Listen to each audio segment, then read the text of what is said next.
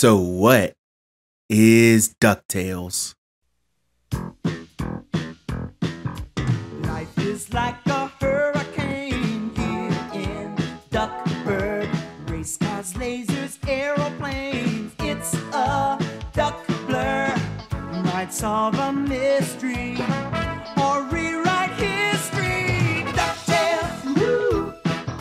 Every day they're out there making DuckTales, woo! Tales of daring, do bad, and DuckTales, woo! DuckTales was released in 1989 on the NES, with a port on the Game Boy following in 1990. This Capcom platformer is based upon the TV show of the same name, with the adventures of Scrooge McDuck and his nephews Huey, Dewey, and Louie hunting after treasure and thwarting the efforts of the equally greedy Flintheart Glumgold. DuckTales is a classic spin-off from the Donald Duck family of cartoons and has been critically acclaimed from the classic to even the modern reboot. Donald Duck. Uncle Scrooge. Uncle Scrooge? Which I highly recommend. Give it a look. The classic also came out during the heyday of Nintendo, and also when Capcom was on fire with their Mega Man platformers and eventually other Disney property games. So it was a match made in heaven. You control Uncle Scrooge himself as he goes through 5 different levels hunting for treasure to pad his bank account. Besides the standard jump, Scrooge carries around a cane, which he can use to whack blocks to the side and also bounce on the cane to destroy blocks and enemies beneath it, whichever it is. The goal is to find a treasure at the end of each level after defeating a cartoon character boss, with smaller diamonds and bigger treasure hidden along the way to increase your fortune.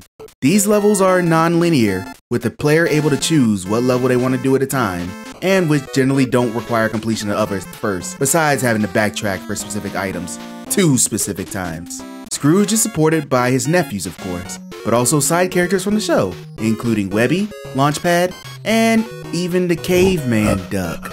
These characters provide hints, early exit from levels, and even items that will help you progress. Of course, some familiar characters also appear as enemies, alongside the generic animals, environmental hazards, and such, hoping to empty Scrooge's life bar so he loses a life.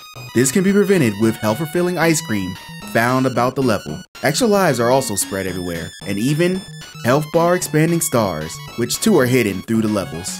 After beating all 5 end bosses, Scrooge is summoned back to Transylvania level, at which time he goes back to the previously beaten boss area, which now houses the final boss, Dracula Duck. Beat him and win a foot race against Flintheart to the treasure, and you're rich. This game actually has 3 endings.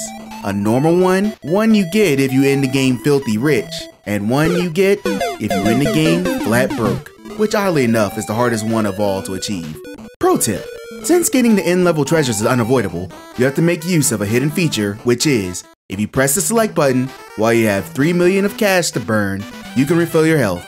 So getting exactly 6 million in cash is the preferred method to go flat broke. So you might see 5 levels and think, huh, that's kinda short. Well, it is, though I may have my modern glasses on a bit. Even the original Super Mario Bros. Had 8 worlds of 4 levels each. I know these levels have a bit more meat on the bone, but still. I also have an issue with the controls, as deploying the cane can be frustrating in certain instances. And since you need the cane to traverse to certain areas, it can cause a lot of accidental deaths. Thankfully, these faults don't greatly damage what was one of Capcom's best-selling games in the era. The levels, as small as they are diverse and fun with great sprite work and excellent, I mean excellent music. This game was so great, it was remastered with high-res graphics and voice acting in 2013 for modern consoles. So take your pick of how to play this game just as long as you play it. This game gets 4 treasures out of 5.